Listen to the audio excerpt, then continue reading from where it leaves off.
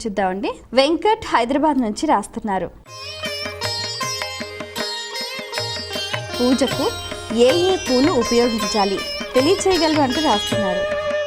పూజ వచ్చేటప్పటికి మంచి సువాసనతోటి కూడినటువంటి పూలు మనకి ఎంతో చక్కగా చామంతిక, వకుళ, పున్నాగ, జాజి, కరవీర రసాం పుష్పై బిల్వప్రవాళ తులసీదళ మల్లికాభిస్వాం పూజయామి జగదీశ్వర వాసుదేవ ఆరామ పుష్పాణి మనోహరాని జలాశయస్థాని సుపల్లవాని సువర్ణ పుష్పాణి మయార్పితాని గృహాణ పాదాబ్జ నిష్ట్యూత నదీ ప్రభ.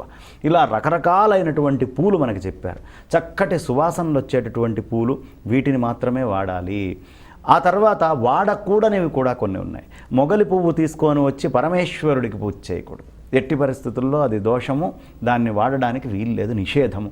అలాగే గరిక తీసుకొని వెళ్ళి అమ్మవారికి పూజ చేయకూడదు.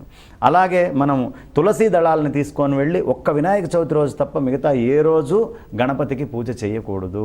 ఇలా కొన్ని నిషేధమైనటువంటివి ఉన్నాయి. బాగా మదవాసన వచ్చేటటువంటివి, ఇట్లాంటివి కూడా పనికిరాదు. దేవగన్నేరు ఇలాంటివి, పారిజాతం అయితేనేమిటి, అలాంటి చక్కటి సువాసనతోటి కూడినటువంటి గన్నేరు అన్నీ కూడా భగవంతుడికి వాడచ్చు. అలాంటి పూలను తీసుకొని వెళ్ళి దేవతా వృక్షాల నుంచి సంజనితమైనటువంటి పూలు ఏవైతే ఉన్నాయో ఆ పూలన్నీ కూడా స్వామివారికి చక్కగా వాడచ్చు.